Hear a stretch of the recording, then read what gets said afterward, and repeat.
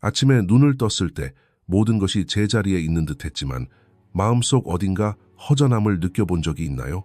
성공도 있고 주변 사람들도 있고 하루하루가 흘러가지만 마음속에는 말없는 공허함이 느껴집니다. 칼 융에 따르면 이것은 위기가 아니라 소명입니다. 그리고 아무도 명확하게 말해주지 않는 진실은 바로 이것입니다. 삶의 의미를 잃었다고 생각하는 순간이야말로 진정한 삶이 시작되는 순간이라는 것입니다. 아침에 눈을 뜨고 하루가 시작됩니다. 해야 할 일도 명확하고 겉으로 보기에는 모든 것이 질서정연해 보입니다. 사람들은 당신을 알고 당신은 어딘가에 소속된 것 같습니다. 하지만 마음속에는 말로 표현할 수 없는 공허함이 남아 있습니다. 순수한 고통도 아니고 분명한 불행도 아닙니다. 그저 말 없는 공허함일 뿐입니다. 칼 융에 따르면 이러한 감정은 나약함의 징표가 아닙니다. 오히려 영혼이 더 이상 겉모습에 만족하지 못한다는 신호입니다. 사람이 너무 오랫동안 외부의 기대에만 맞춰 살아가면 내면 세계는 위축되고 억압되고 무시됩니다. 그리고 어느 순간 이 공허감을 통해 스스로를 일깨워줍니다. 융은 인간의 영혼이 소홀히 여겨질 때 삶은 의미를 잃는다고 말합니다. 의미는 성공이나 지위에 있는 것이 아니라 자아의 깊이와 연결되는 데 있기 때문입니다. 이 공허감은 흔히 내 삶은 잘 풀리고 있는데 왜 만족스럽지 못할까? 라는 질문에서 시작됩니다.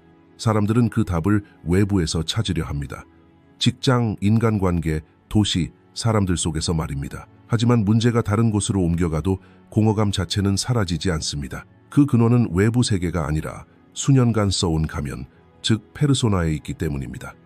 융은 이를 페르소나라고 부릅니다. 사회에 적응하기 위해 만들어낸 얼굴, 겉보기에 강해 보이는 정체성, 문제를 일으키지 않는 역할, 모든 사람이 당신에게 기대하는 페르소나. 페르소나는 효과가 있습니다. 생존을 보장해줍니다. 하지만 혼자 살아갈 때 페르소나는 자기 자신으로부터 당신을 소외시킵니다. 시간이 흐르면서 자신도 모르게 그저 역할극만 하게 됩니다. 웃을 때조차 거리감이 느껴지고 성공할 때조차 피로감을 느낍니다. 그 성공이 더 이상 당신의 것이 아니기 때문입니다. 바로 이 지점에서 공허감이 생겨납니다. 이런 느낌은 무언가가 부족하다는 뜻이 아닙니다. 오히려 무언가가 과잉되었다는 뜻입니다. 지나친 연기, 지나친 기대, 지나친 수능, 융에 따르면 영혼은 스스로에게 상기시키기 위해 불안해합니다. 이 내면의 불안은 사실 초대장입니다. 여기 더 깊은 무언가가 있다라고 말하는 조용한 부름입니다.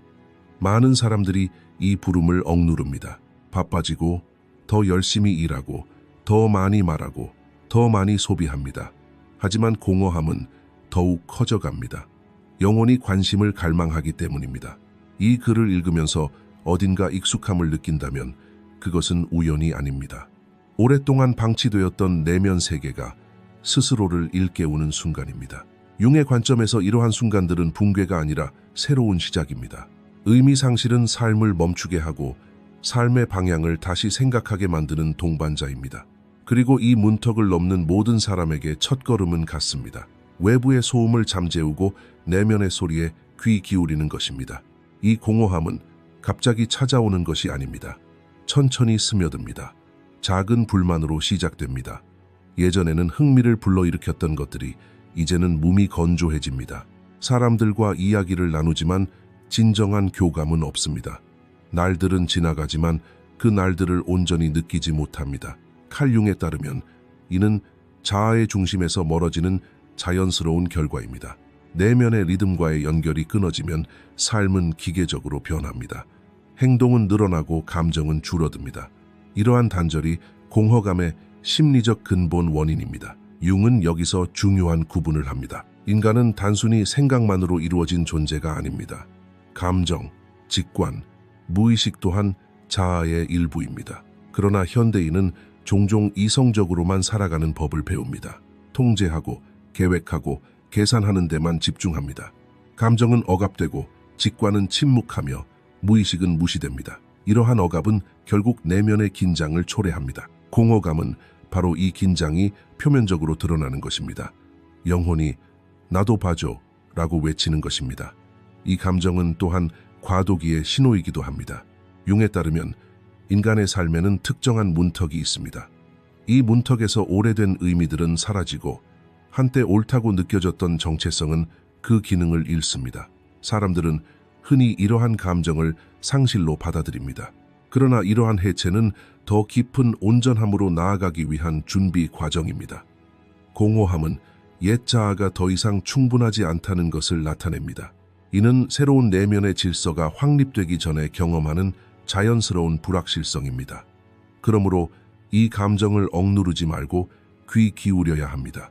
만약 지금 삶에서 이러한 공허함을 느끼고 있다면 그것은 문제가 아닙니다.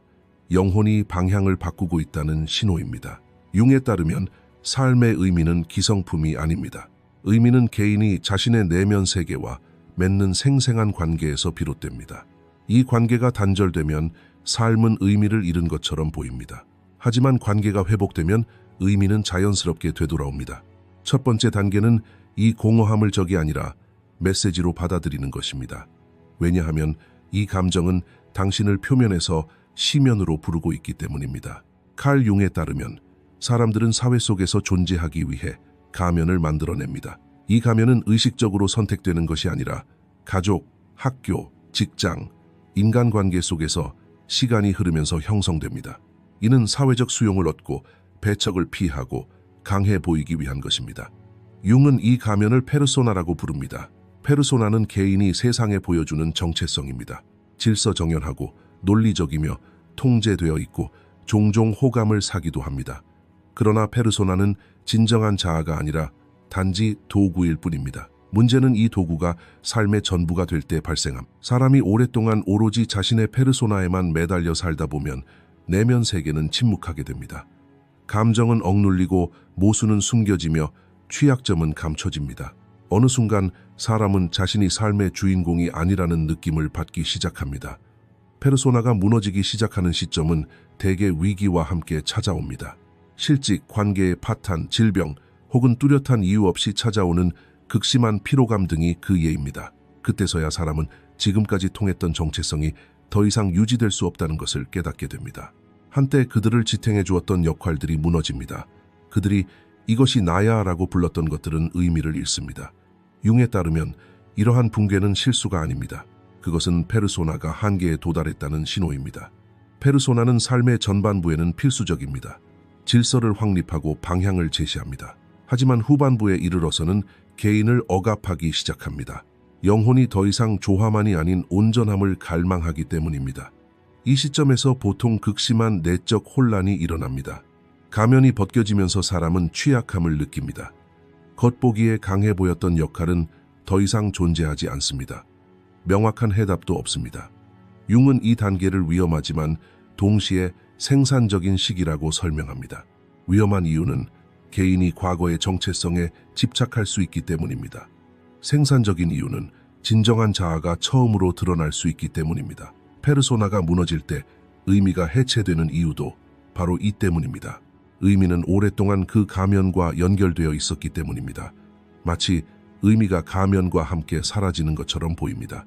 많은 사람들이 이 단계에서 공황 상태에 빠집니다. 그들은 서둘러 새로운 페르소나를 만들려고 합니다. 새로운 목표, 새로운 이름, 새로운 역할. 융에 따르면 이는 과정을 지연시킵니다. 문제는 새로운 가면이 부족한 것이 아니라 가면 없이 있는 것을 견디지 못하는 데 있습니다. 페르소나가 무너질 때 사람은 처음으로 자기 자신과 마주하게 됩니다. 이 만남은 불안합니다. 이전에 억압되었던 모든 것들이 서서히 표면으로 드러나기 때문입니다.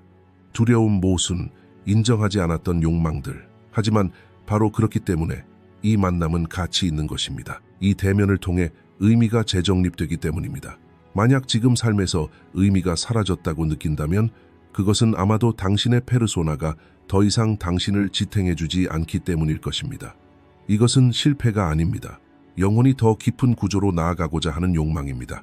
융에 따르면 진정한 의미는 외적으로 드러나는 정체성에서 나오는 것이 아니라 내면에서 형성되는 관계에서 비롯됩니다. 페르소나가 무너질 때 삶은 공허하게 느껴집니다. 하지만 공허해지는 것은 삶 자체가 아니라 더 이상 쓸모없는 껍데기입니다. 이 껍데기가 깨질 때 사람은 처음으로 더욱 진정한 중심을 세울 기회를 얻게 됩니다. 바로 이 지점, 가면이 없는 토대 위에서 의미가 다시 태어나기 시작합니다. 페르소나가 무너질 때 사람들은 종종 무가치함을 느낍니다. 오랫동안 자신이 맡은 역할로 자신의 가치를 판단해 왔기 때문입니다. 직장에서의 위치, 타인의 눈에 비치는 이미지, 받는 반응 등이 더 이상 예전만큼 의미 있게 느껴지지 않습니다.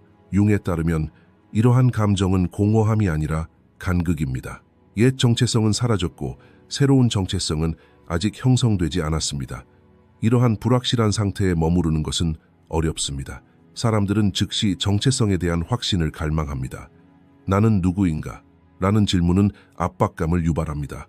하지만 이 질문에 대한 성급한 대답은 대개 새로운 가면일 뿐입니다. 진정한 변화는 이러한 불확실성을 잠시 동안 견뎌낼 수 있을 때 시작됩니다. 이 과정에서 흔히 나타나는 또 다른 현상은 내면의 피로입니다. 사람들은 이전처럼 의욕적이지 못하고 한때 중요해 보였던 목표들은 무의미해집니다. 융은 이를 정신 에너지의 방향 전환으로 설명합니다. 에너지가 더 이상 외부로 흐르려 하지 않고 내부로 향하려 한다는 것입니다. 따라서 사람들은 무기력함, 산만함, 단절감을 느낄 수 있습니다. 사회는 이러한 상태를 게으름이나 우유부단함으로 규정합니다. 하지만 심리학적으로 이는 내면 세계를 재구성하는 과정입니다. 페르소나가 무너지면 에너지는 새로운 중심을 찾기 시작합니다. 많은 사람들이 이 단계에서 외로움을 느끼는데 이는 기존의 관계들이 대부분 페르소나를 기반으로 구축되었기 때문입니다. 가면이 벗겨지면 이러한 관계들 또한 피상적이 됩니다. 융에 따르면 이러한 외로움은 처벌이 아니라 오히려 교훈을 주는 것입니다. 비로소 사람은 진정으로 자기 자신과 연결됩니다. 타인의 기대가 사라지면 내면의 목소리가 더욱 분명하게 들립니다. 이 목소리가 항상 유쾌한 것은 아닙니다. 때로는 비판적이고 때로는 두려움을 주기도 합니다. 하지만 이 목소리만이 진정한 자아로 가는 유일한 길잡이입니다. 의미는 바로 이 침묵의 대화에서 탄생합니다. 페르소나가 무너질 때 느끼는 혼란은 일시적인 것입니다. 칼 융에 따르면 사람들이 가장 자주 도피하는 곳은 동시에 가장 강력한 변화의 영역이기도 합니다. 융은 이 영역을 그림자라고 부릅니다. 그림자는 사람이 나쁘기 때문이 아니라 사회적으로 용납되지 않기 때문에 억압하는 모든 것입니다. 분노, 질투, 취약성, 두려움, 권력욕, 수치심, 사회에서 인정받지 못하는 모든 것은 무의식 속으로 밀려 들어갑니다. 사람들은 스스로를 착한 사람으로 규정하기 위해 이러한 부분들을 무시합니다. 하지만 무시된 것은 사라지지 않습니다. 단지 침묵할 뿐입니다. 그리고 침묵한 모든 것은 언젠가 다른 형태로 되돌아옵니다. 그림자는 종종 직접적으로 느껴지지 않습니다. 갑작스러운 분노 폭발, 의미 없는 좌절, 끊임없이 반복되는 관계, 같은 실수를 되풀이하는 것 등이 간접적으로 나타납니다. 융에 따르면 우리를 지배하는 것은 우리가 인식하지 못하는 것입니다. 그림자가 의식 속에서 자리를 잡지 못하면 행동을 지배하게 됩니다. 그 순간 사람은 왜 그랬을까라고 묻지만 답을 찾지 못합니다. 답이 의식이 아니라 무의식 속에 있기 때문입니다. 바로 이 지점에서 삶의 의미를 잃어버리는 경험이 시작됩니다. 내면의 힘과 단절되면 삶은 통제할 수 없고 무의미하게 느껴집니다. 많은 사람들이 자신의 그림자를 마주하는 것을 두려워합니다. 그림자는 오해받기 쉽고 어둠과 동일시되기 때문입니다. 하지만 융은 그림자를 도덕적 문제로 보지 않고 심리적 현실로 다룹니다. 그림자는 억압될수록 강해지고 수용될수록 약해집니다. 사람이 자신의 그림자를 인식하게 되면 더 이상 자기 자신에게 낯선 존재가 아닙니다. 이러한 만남은 불편할 수 있습니다. 처음으로 이상화하지 않은 자신의 모습을 보게 되기 때문입니다. 강점뿐 아니라 약점도 드러납니다. 하지만 바로 이러한 온전함이 새로운 의미를 싹트게 합니다. 그림자와 접촉하지 못하면 사람은 끊임없이 외부 세계와 전쟁을 벌입니다. 남을 탓하고 삶에 불평하고 끊임없이 자극에 시달립니다. 융은 이러한 상황을 투사라는 개념으로 설명합니다. 사람은 자신이 받아들일 수 없는 내면의 부분을 타인에게 투사합니다. 그들이 짜증을 내는 대상은 종종 그림자의 거울과 같습니다. 그러므로 어떤 만남은 과도한 반응을 불러일으킵니다. 그러한 반응은 그 순간에 속한 것이 아닙니다. 과거에 억압되었던 내용이 현재로 새어나오는 것입니다. 그림자를 인식하기 전까지는 사람은 자유로울 수 없습니다. 자유는 자기 자신으로부터 도망치지 않는 것을 요구하기 때문입니다. 그림자와 마주하는 과정은 순식간에 이루어지는 것이 아닙니다. 그것은 용기의 문제입니다. 융에 따르면 사람은 먼저 관찰하는 법을 배워야 합니다. 반응하기 전에 멈출 수 있어야 합니다. 목표는 내면에서 솟아오르는 감정을 억누르지 않고 명명하는 것입니다. 이 과정의 목적은 자책이 아니라 자기 인식입니다. 그림자는 적이 아닙니다. 무의식 속에 갇힌 에너지입니다. 이 에너지가 의식과 접촉할 때 파괴적인 것이 아니라 건설적인 것이 됩니다. 이 시점에서 사람은 내면의 회복력을 얻게 됩니다. 삶은 더 이상 무작위적인 공격처럼 느껴지지 않습니다. 내면에서 일어나는 일이 외부에서 일어나는 일에 미치는 영향이 줄어들기 때문입니다. 의미의 회복은 종종 그림자를 받아들이는 것에서 시작됩니다. 사람은 더 이상 되고 싶은 사람이 아니라 있는 그대로의 자신이 되는 것입니다.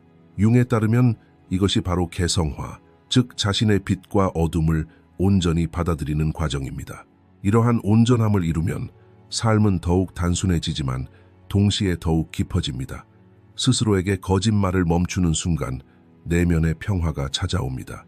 만약 이 말이 당신에게 와닿는다면 오랫동안 억눌러 왔던 무언가가 다시금 떠오르고 있는 것일지도 모릅니다. 이 자각의 순간을 하나의 신호로 받아들이세요. 자신의 그림자와 마주하기 시작하는 사람은 결국 내면의 저항에 부딪히게 됩니다. 오랫동안 닫혀있던 억압된 부분들이 안정감을 느끼지 못하기 때문입니다. 그래서 쉽게 마음을 열지 않습니다. 융에 따르면 이러한 저항은 정상적인 현상입니다. 개인은 익숙하지 않은 내면의 공간에 직면하게 됩니다. 이 단계에서 조급함은 오히려 변화를 방해합니다. 그림자는 강제로 없앨 수 없습니다. 그림자는 경청하고 관찰하고 판단 없이 받아들일 때 부드러워집니다. 따라서 진정한 변화는 급격하게 일어나는 것이 아니라 심오하게 일어납니다. 스스로에게 공간을 내어줄 때 그림자는 더 이상 위협이 되지 않고 지식으로 변모합니다. 이 과정에서 나타나는 중요한 변화 중 하나는 감정의 명확화입니다. 이전에는 막연한 불안감으로 느껴졌던 것들이 비로소 구체적인 이름을 얻게 됩니다. 두려움은 두려움이 되고 분노는 분노가 되며 슬픔은 슬픔이 된다. 융에 따르면 감정에 이름을 붙이는 것은 무의식을 밝히는 일이다. 이름이 붙여진 감정은 더 이상 개인을 지배하지 않는다. 개인은 그 감정을 감당하는 법을 배우게 된다. 칼 융에 따르면 불확실성에 직면했을 때 인간의 첫 번째 반응은 통제를 추구하는 것입니다. 통제는 안정감을 제공합니다. 계획하고 관리하고 미리 아는 것은 마음을 편안하게 해줍니다. 그러나 이러한 편안함은 영원하지 않습니다. 삶은 마음이 만들어낸 틀대로 흘러가지 않기 때문입니다.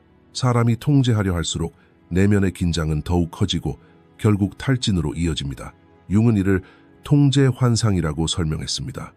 자신이 통제한다고 생각하는 것이 많을수록 오히려 힘이 약해지고 더 지치게 됩니다. 끊임없이 경계하는 것은 영혼을 쉬게 하지 못하기 때문입니다. 탈진은 종종 신체적인 원인, 즉 바쁜 생활, 책임감, 스트레스 등으로 설명됩니다. 물론 이러한 원인들은 현실적입니다. 하지만 융에 따르면 진정한 탈진은 영적인 차원에서 경험됩니다. 삶을 관리해야 할 문제로만 바라보면 내면의 균형이 깨지고 감정은 억눌리고 직관은 무시됩니다. 모든 것을 논리로 해결할 수 있다고 믿는 것입니다.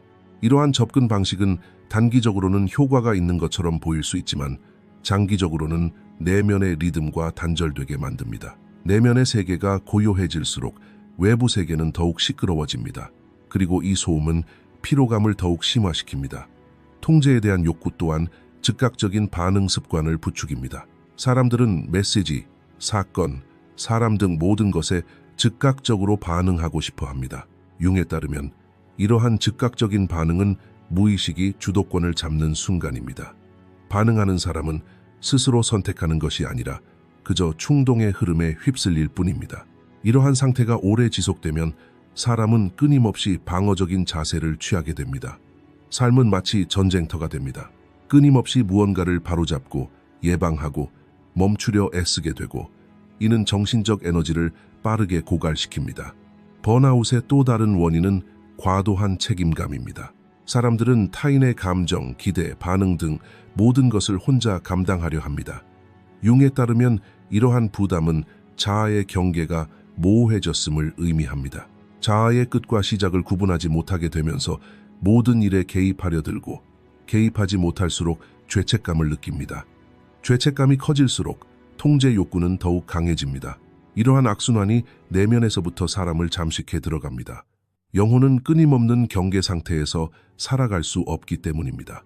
이 시점에서 융은 철수를 제안합니다. 철수는 도망치는 것이 아니라 의식적으로 거리를 두는 것입니다. 반응과 행동 사이에 간극을 두는 것이죠. 이 간극 안에 관찰이 존재하고 자각이 존재합니다. 비로소 사람은 내가 정말 개입해야 할까? 라는 질문을 스스로에게 던지게 됩니다. 이 질문과 함께 통제에 대한 환상이 약해집니다.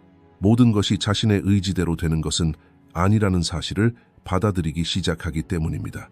이러한 수용은 권력의 상실이 아닙니다. 오히려 내면의 안도감을 가져다 줍니다. 소진을 극복하는 방법은 더 나은 계획을 세우는 것도 더 엄격한 통제 장치를 마련하는 것도 아닙니다. 융에 따르면 해결책은 자아의 중심으로 돌아가는 것입니다. 삶을 끊임없이 해결해야 할 문제가 아니라 경험해야 할 과정으로 바라보는 것입니다. 통제력을 내려놓으면 에너지가 되돌아오기 시작합니다. 영혼은 흐름에 따라 스스로를 치유하기 때문입니다. 이 치유는 조용하고 과시적이지 않지만 지속적입니다. 소진이 줄어들수록 삶은 단순히 견딜 만한 것이 아니라 더욱 의미 있게 느껴집니다. 그리고 이러한 의미는 통제력을 내려놓는 순간부터 서서히 드러나기 시작합니다. 통제에 대한 욕구는 종종 과거에 경험했던 불확실성에서 비롯됩니다. 사람들은 과거에 상처받거나 놀라거나 당황했던 순간들을 되풀이하지 않기 위해 마음속에 요새를 쌓습니다. 모든 가능성을 계산하고 모든 위험을 예측하려 애씁니다. 융에 따르면 이러한 노력은 이해할 만하지만 지속 가능하지 않습니다. 삶은 한 사람이 상상할 수 있는 모든 시나리오를 초월하는 광대함을 지니고 있기 때문입니다. 삶을 통제하려 할수록 실망은 더욱 커집니다. 실망이 커질수록 사람은 더욱 냉정해지고 경직되고 지치게 됩니다. 이러한 경직성은 시간이 흐르면서 내면 세계에 반영됩니다. 자기 이해를 잃고 실수를 두려워하며 약점을 드러내지 않으려 애씁니다. 심지어 휴식조차 귀찮은 일로 여기게 됩니다. 융은 이러한 상태를 자아의 자연스러운 흐름과의 단절이라고 정의합니다. 영혼이 끊임없이 압박을 받으면 내면의 유연성을 잃게 됩니다. 유연성을 잃으면 모든 예상치 못한 상황이 위협으로 인식됩니다. 이는 육체적인 피로뿐 아니라 존재론적인 피로로 이어집니다. 통제에 대한 환상은 또한 인간을 현재 순간으로부터 멀어지게 합니다. 마음은 끊임없이 미래에 머물러 있습니다. 다음 단계, 다음 문제, 다음 가능성에 대해 생각합니다. 융에 따르면 의미는 미래에 있는 것이 아닙니다. 의미는 현재 순간과의 의식적인 접촉 속에서 나타납니다. 인간의 마음은 끊임없이 앞으로 나아가지만 영혼은 뒤처집니다. 칼 융에 따르면 인간 삶에서 가장 중요한 과정 중 하나는 개성화입니다. 이 개념은 종종 오해되곤 합니다. 개성화는 더 이기적이 되거나 모든 사람으로부터 자신을 고립시키는 것이 아닙니다. 오히려 자기 자신과 연결함으로써 더욱 진정한 중심을 확립하는 것입니다. 의미의 회복은 바로 이 지점에서 시작됩니다. 의미는 외부 세계에서 모은 조각들이 아니라 내면 세계에서 확립된 전체성에서 비롯되기 때문입니다. 인간의 페르소나가 무너지고 자신의 그림자와 마주하고 통제하려는 욕구를 내려놓을 때 더 이상 이전처럼 살아갈 수 없습니다. 바로 이 지점에서 개성화는 영혼의 자연스러운 흐름이 됩니다. 개성화 과정은 대개 조용히 진행됩니다. 거창한 결정이나 극적인 변화에서 시작되는 것이 아니라 내면의 자각에서 시작됩니다. 사람은 자신이 무엇을 원하지 않는지 더욱 분명하게 보게 됩니다. 어떤 관계와 목표가 자신에게 맞지 않는지 깨닫게 됩니다. 융에 따르면 이러한 정화 단계는 매우 중요합니다. 왜냐하면 이 단계에서 비로소 사람은 자신의 내면의 나침반을 사용하기 시작하기 때문입니다. 외부적 검증이 줄어들면서 내적 일관성이 중요해집니다. 이러한 내적 일관성과 함께 의미도 되살아나기 시작합니다. 더 이상 타인을 위해 행동하는 것이 아니라 자기 자신과 조화를 이루기 때문에 행동하게 됩니다. 이 과정에서 자아인식 또한 변화합니다. 이전에는 결점으로 여겨졌던 부분들이 이제는 자신의 일부로 인식됩니다. 융은 개성화를 대립되는 것들의 조화로 정의합니다. 강함과 약함, 이성과 감정, 빛과 어둠이 모두 같은 구조 안에 공존하게 됩니다. 이러한 조화가 이루어지면 내적 갈등이 줄어듭니다. 개인은 더 이상 자기 자신과 싸우지 않게 됩니다. 이러한 갈등의 종식은 수동적인 상태가 아니라 더욱 균형 잡힌 존재 방식입니다. 의미는 이러한 균형 상태에서 뿌리를 내립니다. 삶은 여전히 어려울 수 있지만 더 이상 개인의 중심을 흔들지 않습니다. 개성화의 가장 중요한 효과 중 하나는 선택의 힘이 증대된다는 것입니다. 개인은 자동적인 반응에서 벗어납니다. 융에 따르면 분리될 수 없는 존재는 모든 자극에 반응해야 한다는 의무감을 느끼지 않습니다. 의식이 반응과 행동 사이에 개입하게 됩니다. 이러한 의식은 의미를 전달하는 매개체가 됩니다. 왜냐하면 이제 개인은 자신의 경험의 주체가 되었기 때문입니다. 개인은 자신에게 일어나는 일에 책임을 지는 것이 아니라 그 일에 부여하는 의미에 책임을 집니다. 이 책임은 무거운 것이 아니라 오히려 해방감을 줍니다. 의미 상실은 고요한 방향 감각으로 대체됩니다. 이 시점에서 많은 사람들은 의미를 거창한 이상과 혼동합니다. 그러나 융은 의미가 종종 단순하다고 강조합니다. 의미는 일상생활과의 관계, 즉 행하는 일, 맺는 관계, 경험하는 순간 속에서 드러납니다. 개성화가 진행됨에 따라 개인은 삶 자체와의 관계를 자각하게 됩니다. 더 이상 모든 것에서 메시지를 추출하려 애쓰지 않고 삶의 흐름에 귀를 기울입니다. 이러한 경청은 내면의 성숙을 가져옵니다. 의미는 더 이상 추구하는 것이 아니라 삶 속에서 경험하는 것입니다. 개성화 과정은 완성된 목표가 아닙니다. 융에 따르면 그것은 평생에 걸친 운동입니다. 사람은 때때로 중심에서 벗어날 수도 있고 옛 습관으로 되돌아갈 수도 있습니다. 하지만 내면과의 연결이 확립되면 의미는 완전히 사라지지 않습니다. 단지 약해질 뿐입니다. 그리고 다시 접근 가능해집니다. 이러한 호소는 종종 침묵 속에 이루어집니다. 거창한 해답을 제시하지도 않습니다. 하지만 사람이 내딛는 모든 발걸음을 더욱 현실적으로 만들어줍니다. 의미의 회복은 삶의 변화를 통해서가 아니라 삶과의 관계 변화를 통해 이루어집니다. 융의 개성화에 대한 이해는 인간을 특별하게 만드는 것은 완벽함이 아니라 온전함이라는 것을 일깨워줍니다. 이 온전함이 이루어졌을 때 사람은 완전함을 느끼는 것이 아니라 자신의 자리에 있음을 느낍니다.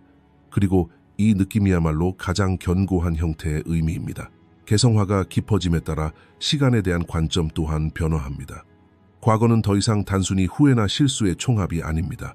융에 따르면 의식이 생겨날 때 과거는 의미 있는 이야기로 변모합니다. 경험들은 전체의 일부로 인식되기 시작합니다. 이러한 관점은 모든 경험이 현재의 자각에 기여한다는 것을 깨닫게 함으로써 자신에게 더욱 관대해지게 합니다. 과거와의 싸움을 멈추는 순간 의미는 더욱 강해집니다. 이 과정에서 주목할 만한 또 다른 변화는 목표에 대한 인식의 변화입니다. 이전에 추구했던 많은 것들이 더 이상 자신에게 속한 것이 아니라는 것을 깨닫게 됩니다. 융에 따르면 개성화는 욕망의 정화입니다. 소음이 줄어들고 불필요한 욕망이 사라집니다. 남는 것은 더 단순하지만 더 깊은 방향 감각입니다. 이 방향 감각은 외적인 성취가 아니라 내적인 조화로 측정됩니다. 의미는 바로 이 조화에서 자양분을 얻습니다. 개성화된 사람은 타인과의 관계도 재구성합니다. 덜 가식적이고 덜 인정받으려 합니다. 융에 따르면 이는 관계를 약화시키는 것이 아니라 오히려 심화시킵니다. 가면 사이의 접촉이 아니라 진정한 자아 사이의 접촉이 이루어지기 때문입니다. 있는 그대로의 자신을 드러낼 수 있을 때 상대방을 위한 공간이 만들어집니다. 이러한 개방성은 사회적인 측면에서도 의미를 증진시킵니다. 관계가 더 이상 에너지를 소모하는 것이 아니라 오히려 에너지를 공급하기 때문입니다. 칼 융에 따르면 변화는 결코 소란스럽게 이루어지지 않습니다. 중대한 결정의 순간, 극적인 전환 또는 겉으로 드러나는 변화는 종종 변화 과정의 표면적인 모습일 뿐입니다. 진정으로 지속되는 것은 조용히 자리 잡는 내면의 변화입니다. 어느 날 아침 모든 것이 변했다고 말할 수는 없지만 삶을 다른 관점에서 바라보게 되었다는 것을 깨닫게 됩니다. 반응은 줄어들고 조급함은 누그러집니다. 힘들었던 일들은 여전히 힘들지만 더 이상 삶을 파괴하지는 않습니다. 이러한 상태는 의미가 되돌아왔다는 첫 번째 신호입니다.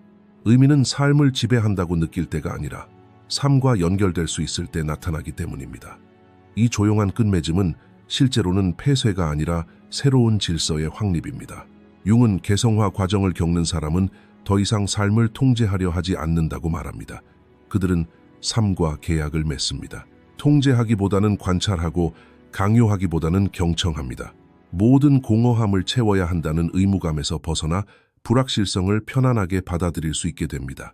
이러한 편안함은 무관심이 아니라 더 깊은 신뢰의 상태입니다. 삶의 모든 순간이 해결해야 할 문제가 아니라는 것을 받아들이면 마음이 가벼워집니다. 이러한 가벼움이야말로 삶의 의미를 찾는 가장 단순한 형태입니다. 이 조용하지만 지속적인 변화 속에서 자신을 대하는 방식 또한 바뀝니다.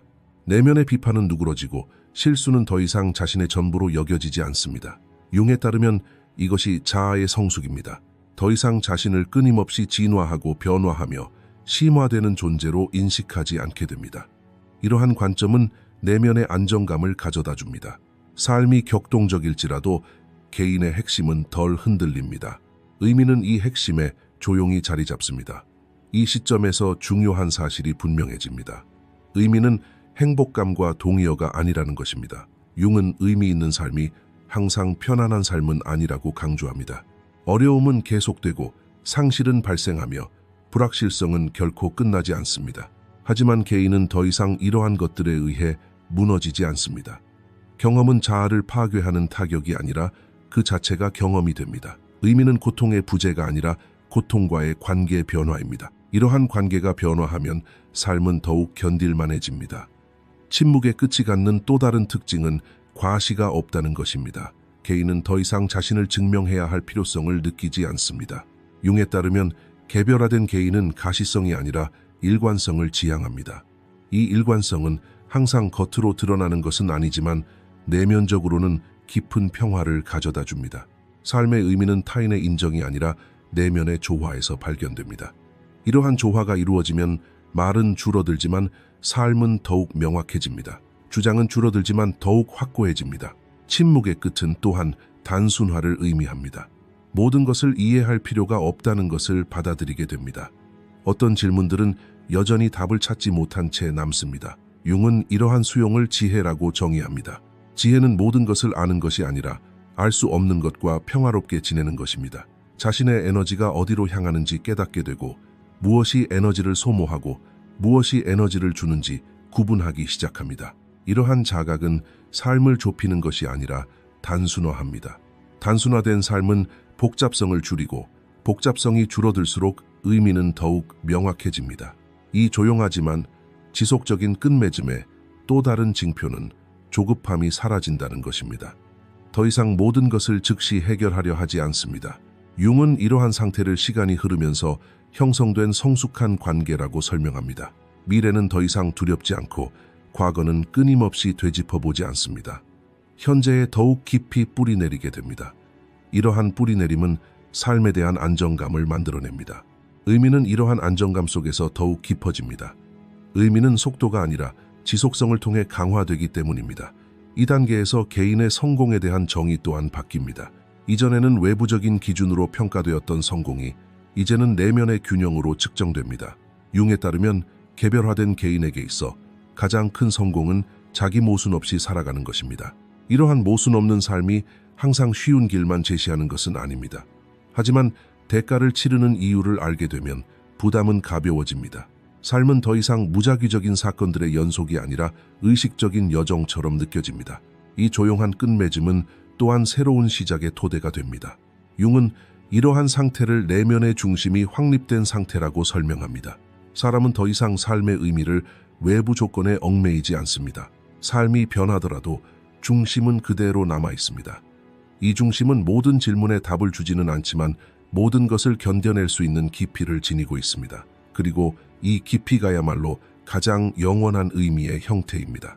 소음을 필요로 하지 않고 타인의 인정을 갈구하지도 않습니다. 사람과 함께 걸어가며 시간이 흐를수록 더욱 강해집니다. 이것으로 영상을 마치겠습니다. 더 많은 콘텐츠를 보시려면 채널 구독을 부탁드립니다. 재정적으로 후원하고 싶으시다면 가입 버튼을 통해 멤버십에 가입하실 수 있습니다. 감사합니다.